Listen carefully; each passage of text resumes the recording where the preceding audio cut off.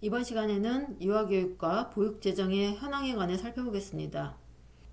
기본적으로 유아교육 재정은 지방교육재정교부금과 지방자치단체 전출금에서 마련되고 있고요.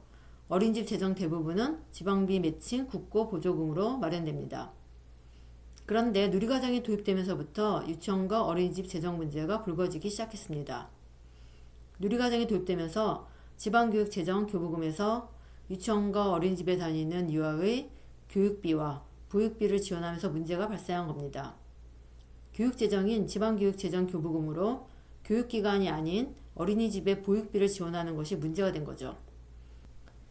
그래서 2017년부터 유아교육 지원 특별회계법을 통해 한시적으로 누리과정 재원이 충당되고 있습니다.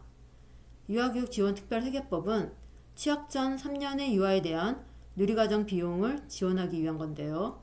원래는 작년 12월에 일몰 예정이었으나 법이 개정되어서 2025년 12월 31일까지 유효하게 되었습니다. 긴급 처방으로 3년이 연장된 겁니다. 애초에 지방교육재정교부금에서 어린이집에 대한 누리과정 지원이 문제가 된 이유는 정부 조직법과 지방교육 자치에 관한 법률에 따라 보육은 보건복지부 소관 시도지사나 시장, 군수, 구청장이 담당하는 건데 어린이집 보육료를 지방교육재정교부금에서 책임지게 했기 때문이죠.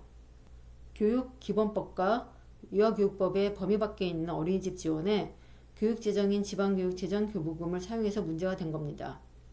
이것은 법률관 체계성에 어긋나는 거고요. 한마디로 법치주의를 완전히 위배하는 겁니다. 그래서 누리과정 도입 초기에 논쟁이 격화되었고 궁여지책으로 유아교육 지원 특별회계법이 만들어지게 된 겁니다. 즉 현행 법체계에서는 교육에만 지방교육재정교부금이 사용될 수 있습니다.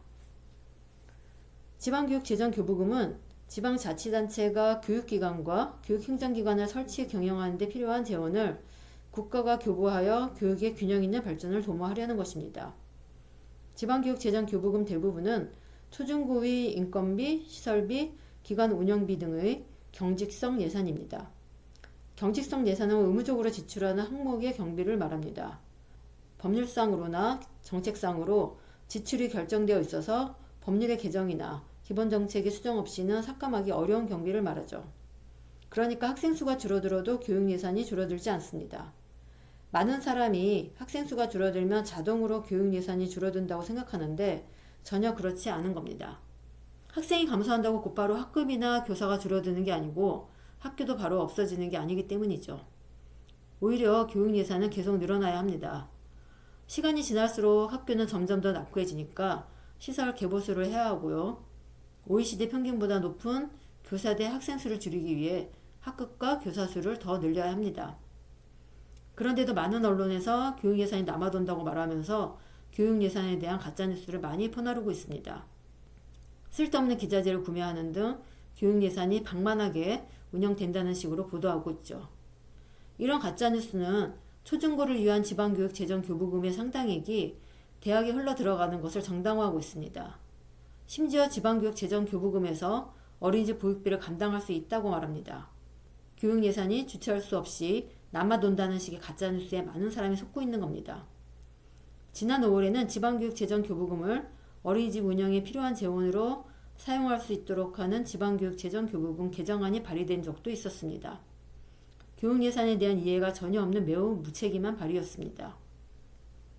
결국 지방교육재정교부금은 교육재정으로서 교육에만 쓰여야 하는 겁니다. 언론에서 여론몰이를 위해 무책임하게 떠드는 것과 다르게 절대 남아돌지 않고요. 내년에 교부금이 대폭 삭감되는데 만약 이런 상황이 반복되면 초중고의 교육 환경은 매우 열악해질 것입니다. 우리 아이들의 장래도 암담해질 것이고요. 그래서 유보통합재정은 지방교육재정교부금 일부를 사용해서는 안 됩니다. 시도교육감 협의회의 주장처럼 유보통합이 연평균 8조 원이 추가로 든다면 지방교육재정교부금 일부로는 턱도 없고요. 또 지방교육재정교부금 일부를 사용하면 초, 중 등 교육 재원이 줄어드는 심각한 상황이 초래될 수 있습니다. 이미 누리과정 도입 초기에 지방교육재정교부금이 사용되어서 초, 중등 교육 재원이 삭감된 예가 있었습니다. 유보통합 재원으로 지방교육재정교부금 일부를 사용하면 한정된 재원을 초중고만 나눠 써야 하는 문제가 지속해서 발생할 수밖에 없기 때문에 안정적으로 예산을 확보하기 어렵습니다. 낙후한 유아교육의 수준을 높이지도 못하고 초, 중, 등 교육까지 망치는 결과를 초래할 수 있는 거죠. 유보통합은 유아교육 공교육화를 실현하기 위한 것입니다. 따라서 유아교육 재정교부금과 같은 별도의 재원이 마련되어야 합니다. 안정적이고 충분한 재원이 마련되지 않으면 유보통합은 가능하지 않습니다. 유보통합의 핵심은 재정통합이라고 할 수 있는 만큼 정부는 유보통합 재정 지원체계를 아주 구체적으로 시급히 마련하는 것이 필요합니다.